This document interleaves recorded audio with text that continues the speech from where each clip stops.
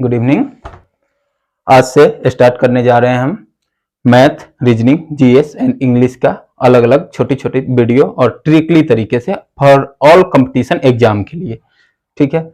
जिसमें आज से जो स्टार्ट हो रहा है हमारा वो रीजनिंग का स्टार्टअप है। रीजनिंग जो होते हैं टोटल वर्बल रीजनिंग 28 टॉपिक में डिस्क्राइब किया गया है। 28 टॉपिक में इसको आज से हम पढ़ेंगे, जिसमें कि फर्स्ट टॉपिक जो होता है कोडिंग डिकोडिंग, जिसको हम हिंदी में सांकेतिक भाषा समझते हैं।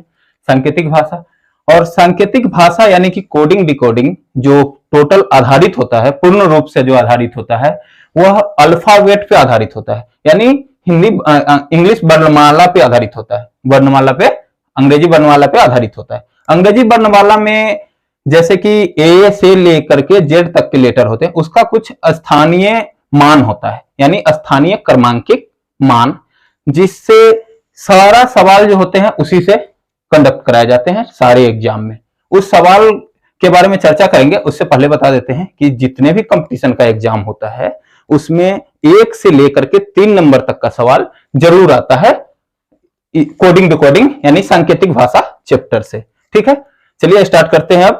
तो सांकेतिक भाषा चैप्टर में जो अल्फाबेट है, अल्फाबेट का जो स्थानीय क्रमांकित मान होता है, जिसको हम इंग्लिश में प्लेस वैल्यू बोलते हैं, प्लेस वैल्यू बोलते हैं, उसका जैसे ए अलग अलग अपना मैथमेटिक्स वैल्यू होता है। जैसे ए से लेकर के जेड तक टोटल वर्णमाला में कितने लेटर हो गए, यानी कि टोटल अल्फाबेट में 26 लेटर होते हैं, सबका अपना अपना स्थानीय क्रमांकित मान हुआ, ठीक है। जैसे ए आता है 1 नंबर पे, ठीक है, 2 बी आता है 2 नंबर पे, इसी तरह आगे 26 नंबर पे जेड आता है, ठीक है।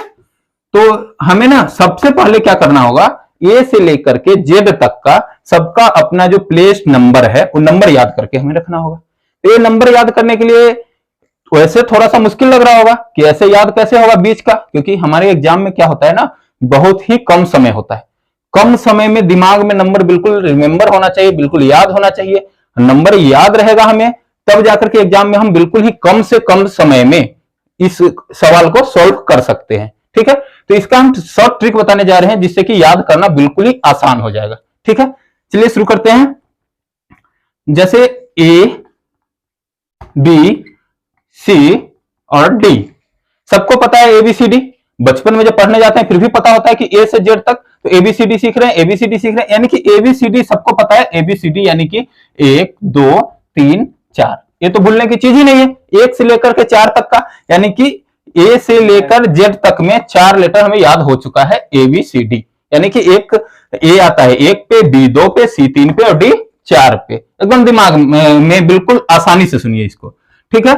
उसके बाद जैसे रीजनिंग का नाम सुनते वैसे ही बच्चे को ना डर लगने लगता है, एक फीवर चढ़ जाता है कि हमें रीजनिंग हमसे होगा ही नहीं, रीजनिंग हमसे नहीं हो पाएगा, हम कैसे बनाएंगे रीजनिंग।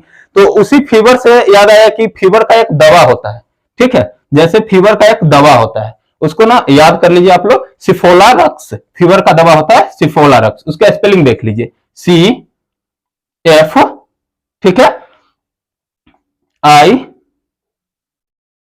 ILORUX, सिफिलोरक्स, ठीक है। फीवर है, कोल्ड का दवा है, ठीक है।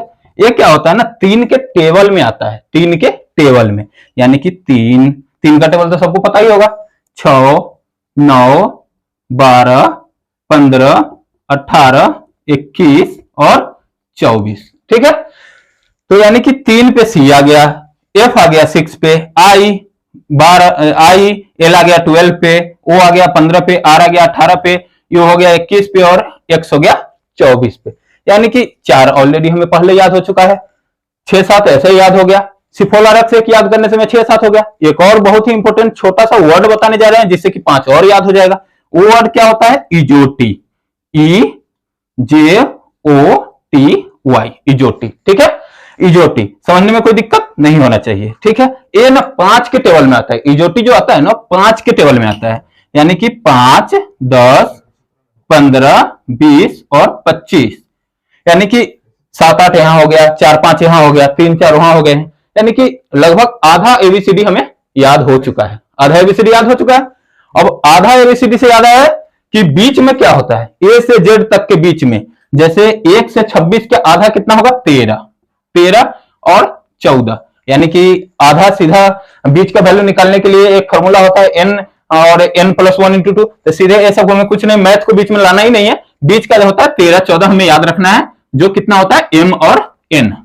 ठीक है, 13 14 हमें याद हो गया, बिल्कुल आसान है, बिल्कुल ध्यान से सुनिए, 5 मिनट के अंदर में ना ये कोडिंग रिकॉर्डिंग चैप्टर कंप्लीट होने वाला है। ठीक है, mn हो गया, अब mn हो गया है 15 नंबर पे इजोटी में का ओ हमें पता है, इजोटी में का ओ हमें 15 नंबर पे पता है।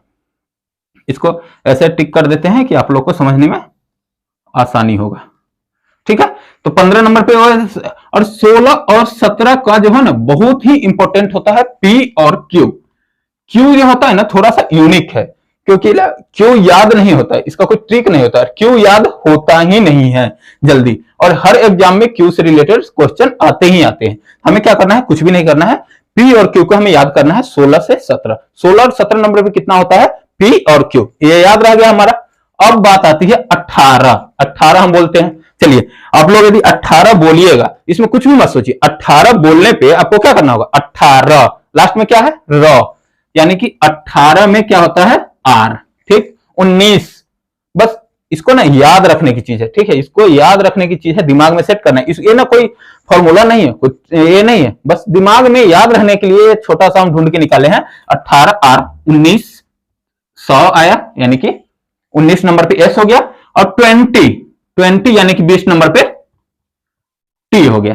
ठीक है, यू हमको याद है 21 पे, 21 नंबर पे हमको यू सिफोलर एक्स में देख लिए हैं। अब यहां आते हैं भी 22 पे और डब्ल्यू 23 पे, और एक्स हम सिफोलर एक्स में पढ़े हुए हैं, वाई 24 पे, वाई हम इसमें इजोटी में देख लिए हैं 25 पे, और जेड देख लिए हम 26 पे। जेड तो सबको याद होता है, जो नहीं भी पढ़ा है कभी उसको भी ए और जेड का वैल्यू तो याद ही रहेगा ही, कोई दिक्कत है नहीं।